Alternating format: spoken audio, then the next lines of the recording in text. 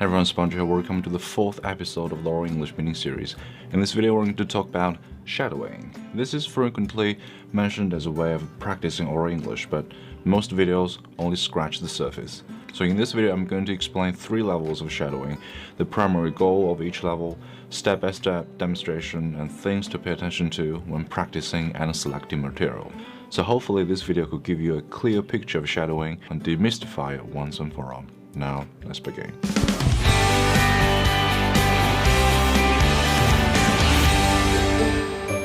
On level 1, shadowing only involves repeating the words of the speaker without modification. That's why it's also called verbatim shadowing. This allows your brain, ears, and mouth to begin to reproduce the sounds and rhymes of the source language without conscious mental efforts, and begins to create the linguistic muscle memory naturally acquired by children learning their own mother tongue. So this is frequently used as a B-language exercise, which is beneficial both to language enhancement and interpreting as well. Now, let's see a demonstration. First, get the audio, script, and recording software ready. Then play the audio and repeat the words without modification or time lag. About 13.5 billion years ago, matter, energy, time and space came into being in what is known as the Big Bang. The story of these fundamental features of our universe is called physics. Lastly, stack your recording up against the original audio and decide if you could continue or repeat. That's it. Not very difficult, right? 4 things are essential for this part.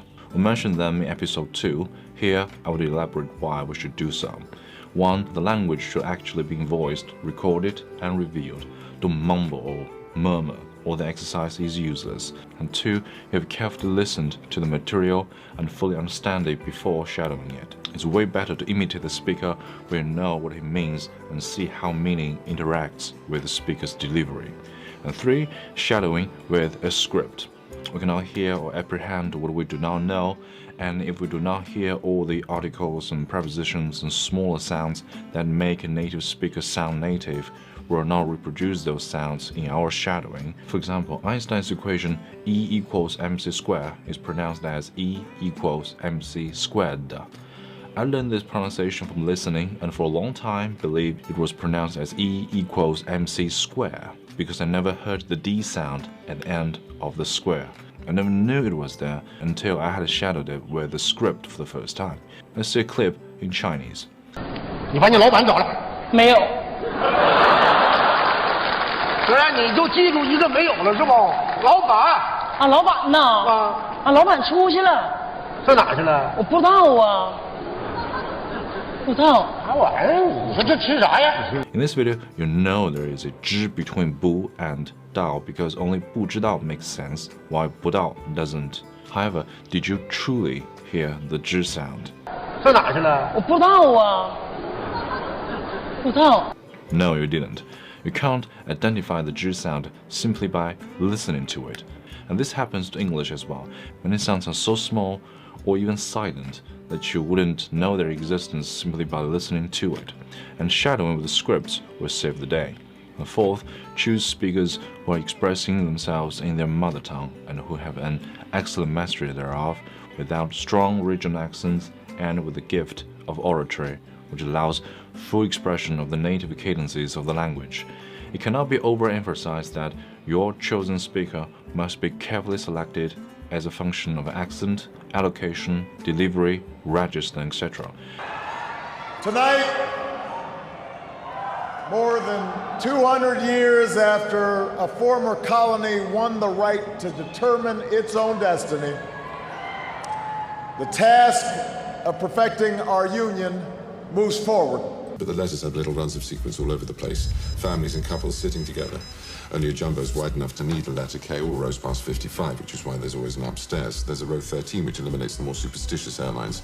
Then there's a style of the flight number 007 that eliminates a few more. And assuming a British point of origin, which would be logical considering the original source of the information, and assuming from the increased pressure on you lately that the crisis is imminent, the only flight that matches all the criteria and departs within the week is the 6:30 to Baltimore tomorrow evening from Heathrow Airport. And we'll talk about how to select materials in the next episode, so please follow my channel and stay tuned. On level 2, shadowing involves different levels of time lag, say from 0.5 to 5 seconds, or even one sentence or two when you grow more capable of it. And this introduces certain elasticity to reflect the fluctuating demands imposed by the speaker and to train the brain to cope with larger or small linguistic buffer spaces in the language combination being employed. This concept of time lag is called EVS, or ear-to-voice span. I explain this whole in this video, and check that out if you are interested. And the basic idea is this. In SI, you may not know what the speaker is trying to say after his first 5 words. For example, 市场和信用风险分散后的最低资本因子. The subject is 最低资本因子. So you could either turn to the syntactic linearity as we mentioned in the side interpretation part in this video and render it as market and credit risks after diversification, have the risk indicator that, or simply memorize them all and start interpreting if your EVS is long enough, and render it as the risk indicator of market and credit risks after diversification is. So the longer EVS an interpreter has, the better he or she could handle larger unit. For example, he could start interpreting at the 9th word of a sentence without compromising delivery. And at level 3, shadowing gradually introduces expressions of your own, and allowing for varying semantic distance from the speaker. At one extreme, you may wish to decide in advance to modify 1 or 2 words per sentence, and the other to leave only 1 or 2 words unchanged. And this is called smart shadowing as a preparatory practice for simultaneous interpreting. And let's see an example. Now here is the original text. Ladies and gentlemen, good morning. First, I would like to thank the Press Commission for arranging this seminar and bring me here to chair it. In particular, I would like to thank Mr. Fernando, who has taught me a great deal over the past couple of months about freedom of expression in India, and has gone far beyond the call of duty to make this event a success. This is my first visit to India, and I'm enjoying it very much indeed. Although one early encounter with the Indian bureaucracy has persuaded me that everything I've ever heard about it is true. Now let's see how it's done on those 3 levels. Ladies and gentlemen, good morning. First, I want to thank the Press Commission for arranging this seminar and for inviting me here to be chairman. I would like to thank Mr. Fernando. Especially, I would like to thank Mr. Fernando, who has taught me a lot in the last 2 months about freedom of expression in India, and he has worked very, very hard to make this event successful. This is my first time visiting India, and I like it very much. But one encounter with the bureaucracy has convinced me that the stories I've heard are all true. In this version, only words are changed slightly. Would like to becomes want to, success becomes successful. No huge reformulations there. First, I would like to thank the Press Commission. Let me first thank the Press Commission for organizing this seminar and for inviting me here to be chairman. I would like to thank Especially, I want to say a big thank you to Mr. Fernando, who has taught me a lot about freedom of expression in India in the last few weeks, and has worked so diligently to make this event a success. This is the first time I've been in India. It is a very nice country, but one meeting with local bureaucrats has convinced me that the rumors are all true. In this version, we see meanings of words in the original text are rearranged and different word orders. For example, first, I'd like to becomes let me first thank, chair it becomes to be chairman. Now finally, let's see what a 70% replacement look like.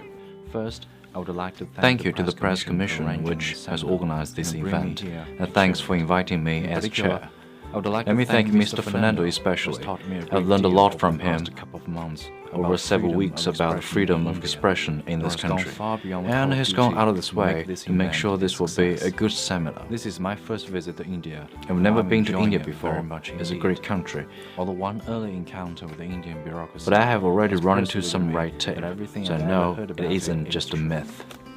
This version only keeps the keyword that cannot be changed, such as the Press Commission, Mr. Fernando, freedom of speech. All other parts were rephrased and rearranged. And this level of shadowing is designed to break the tension to form and shift it to meaning. and this is basic to SI techniques. In this more dynamic, online version, you are listening to a speech and trying to paraphrase it in the same language in real time, much as simultaneous interpreters process speech, using different words and structure while conveying the same message as faithfully as possible, which is sentence preserving reformulation but without translation. And in the B language, in order to simulate an experienced interpreter's work into his mother tongue, it's also important to train both voice and brain to ensure acceptable linguistic production when mental processing efforts are required as well. If you don't know what mental efforts are, also check out this video.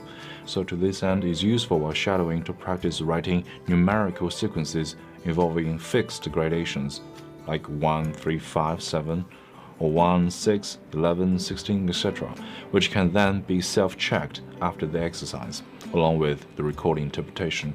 And another variant might involve writing down poems or song lyrics which the interpreter knows by heart, which is I experienced at Newcastle, or do 10 to 15 minutes of shadowing of various forms in the booth before interpreting as a kind of mental warm-up. So that's why we say side translation and shadowing are helpful to your journey from consecutive to simultaneous and will continue to help you long afterwards. And it's also useful to spend time shadowing faster speakers, as it is true to say that many inexperienced interpreters have difficulty in simply delivering even their native language rapidly, clearly, and without stumbling, especially when obliged to adopt a cadence which is not their own. Okay, so much for shadowing. I do hope this technique will assist you whether you're an English learner or about to kick off an interpreter's career. So please do the you know what and leave your questions in the comment. I will see you next video where we will talk about what real-world English is and how to select materials for practices of all sorts. Bye now.